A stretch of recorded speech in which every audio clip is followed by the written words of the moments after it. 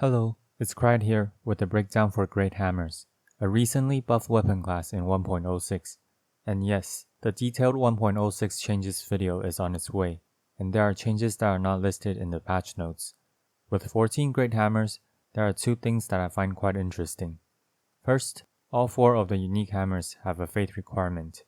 The second is that there are only 2 Great Hammers with unique movesets, and even with the unique movesets, their motion values or damage percent are quite similar. As you can see here, most of their attack IDs are the same, which means that they are exactly the same move. So let's check out the 2 hammers with unique movesets. This is the regular heavy attack and charged heavy attack of the Great Hammers.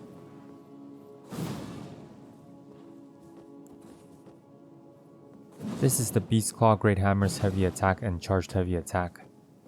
Wait, Cried, is there even a difference? Sadly, in terms of animation, it is pretty much the same as the regular heavy or charged heavy attack. The biggest difference is the slightly higher MV. What a disappointing revelation. Next is the pickaxe, which has an entirely different moveset. All its attacks, including light attacks, heavy attacks, running attacks, rolling attacks, jumping attacks, etc., are all done in this sort of pickaxe mining motion, making all of the pickaxe's attacks piercing attacks instead of striking attacks like the other hammers.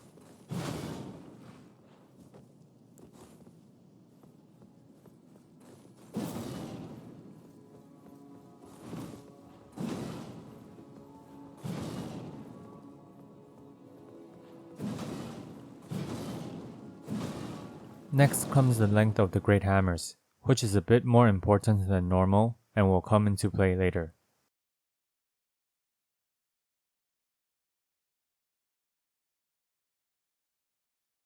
Alright, let's dive into the attack rating, otherwise known as AR, of the Great Hammers, starting with the unique hammers. First up, let's look at the Beastclaw hammer. This hammer is a quality hammer with a faith requirement, because even the unique weapon art doesn't scale exclusively to faith. This unique weapon art that grants you 350 hyper armor would be the primary reason to run this Great Hammer, as it doesn't have a particularly long reach nor a high AR. The Envoy's Longhorn is actually not a meme weapon.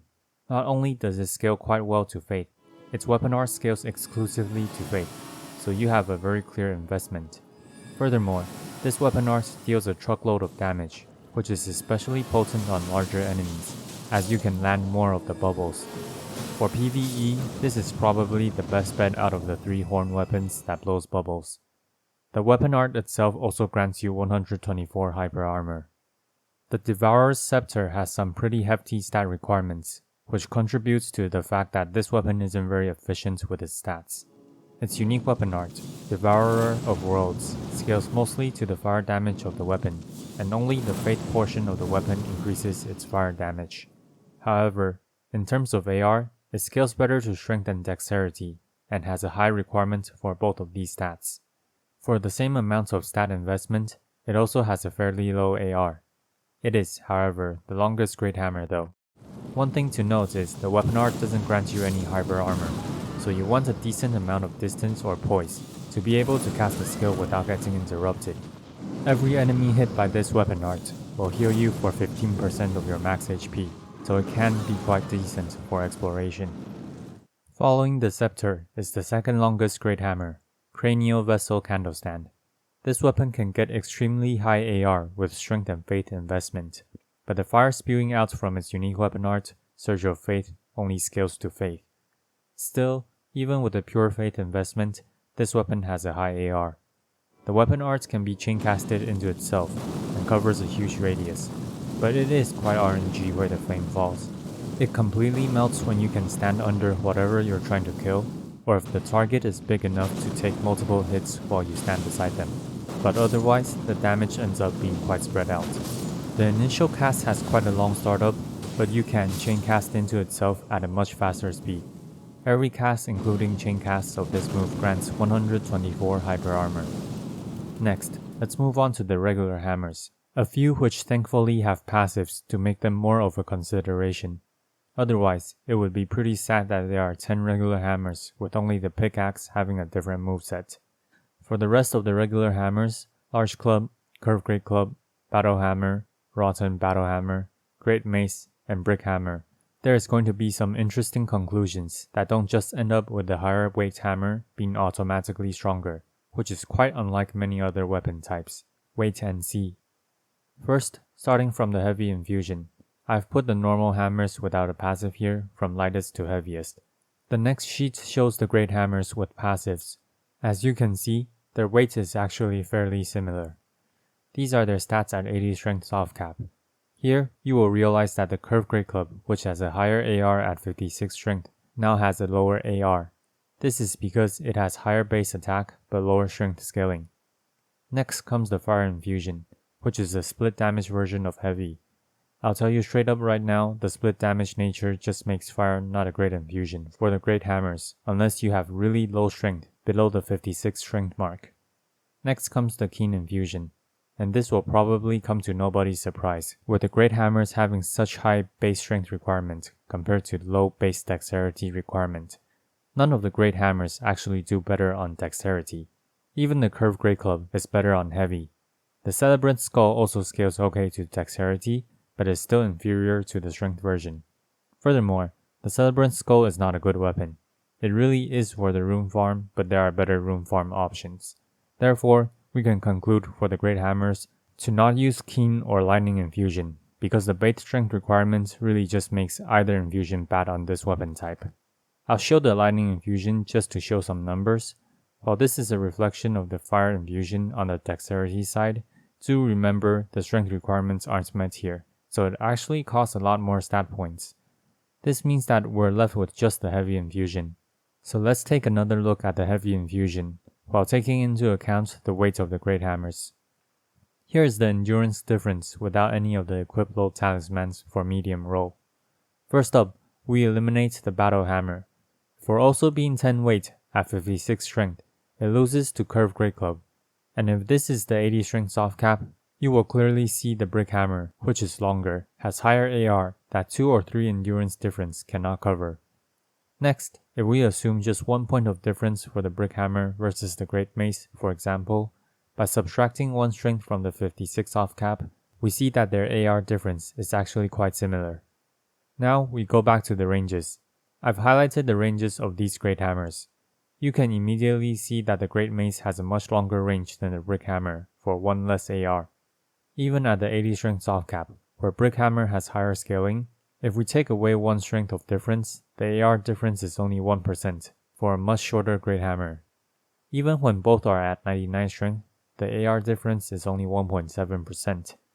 Next, we have the Large Club and the Curved Club to compare with the Great Mace. Their length difference is smaller than the Great Mace versus the Brick Hammer.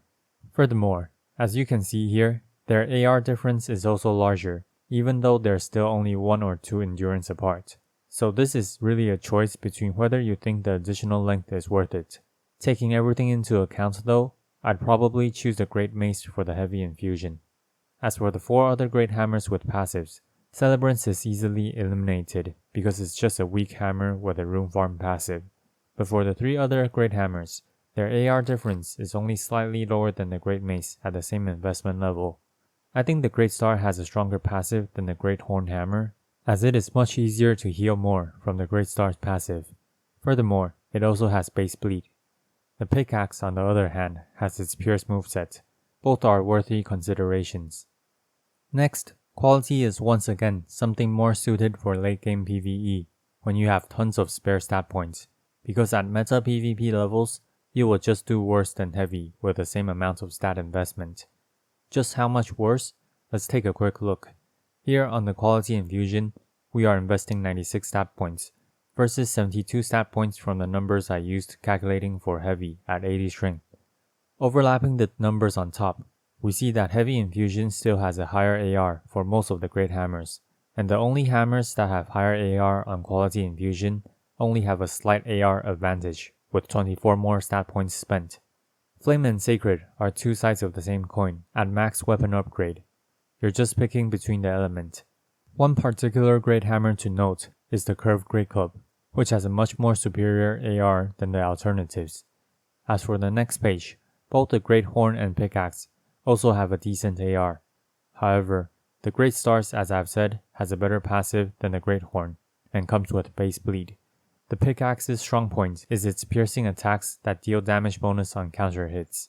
However, counter hit damage only applies to physical damage, so this isn't a great infusion to be using the pickaxe on. By the way, the Great Stars works well with any Ash of War that hits multiple times, as each individual hit will heal you from the passive. One example is the Prelate's Charge. Next, Magic Infusion is like the intelligence counterpart of Flame and Sacred, so basically translate what I've just said from Flame and Sacred over. And for Cold Infusion, this is a good infusion if you attack often with the Great Hammer. Personally, I do either the Rotten Battle Hammer, the Great Mace, the Great Stars, or the Pickaxe for this infusion. For Poison and Blood, these are not the best infusions for Great Hammers in my opinion, because you are losing quite a hefty chunk of AR for the status effects, and Great Hammers don't apply status buildup as quickly as some of the other weapons. Blood Infusion can still work only because Blood is a strong status effect, but it would be more efficient to just use another weapon type. As for Occult Infusion, you typically don't want to run it on weapons without base status effects that scale to Arcane, so the only candidate is the Great Stars for the Great Hammers, as Great Hammers also have high strength requirements, making Occult even worse. Let's get some concrete numbers for you. Occult is using 84 stat investment here, while Heavy is using 72, and from a simple comparison, we kind of see the effects of Heavy versus quality mirrored here. However, while the Great Stars has higher AR on Heavy, it has more than twice as much bleed buildup with the Occult Infusion. I would certainly recommend the Occult over the Blood Infusion if you want to run Great Stars. To do a quick summary now, for these unique Great Hammers, you're really picking any of them due to their unique weapon art. The Cranial Vessel Candlestand also acts as a pretty decent stat stick. As for the regular hammers, the Battle Hammer is eliminated by similar counterparts, whereas the Rotten Battle Hammer can still find use due to it having Scarlet Rot buildup. The Curved Great Club is good with Magic, Sacred, and Flame Infusion, and quality when you do max level PvE and have the spare stat points. Moving on to the other regular Great Hammers, we have the Large Club, which is slightly longer than the Great Mace with much less AR, and the Brick Hammer, which has a slight bit more AR than the Great Mace but is much shorter. Therefore, I would just personally recommend the Great Mace, which surprisingly is not the heaviest hammer if you've noticed. The Great Mace is good with Heavy, Cold, Poison, Blood Infusion if you really want to run it, but again, I don't particularly suggest the status infusions for the Great Hammers, and we're also not done with all the recommendations. Following the regular Great Hammers, we have the regular Great Hammers with passives. Celebrant Skull is eliminated for being inferior on pretty much all aspects other than its ability to farm runes. For the Great Horn Hammer, it heals on an enemy death, but I would say it doesn't heal nearly enough for it to pass the Great Stars as a main weapon. Furthermore, it doesn't work well as a passive stick either. Let's take a look at the 3 weapons that heal on enemy death.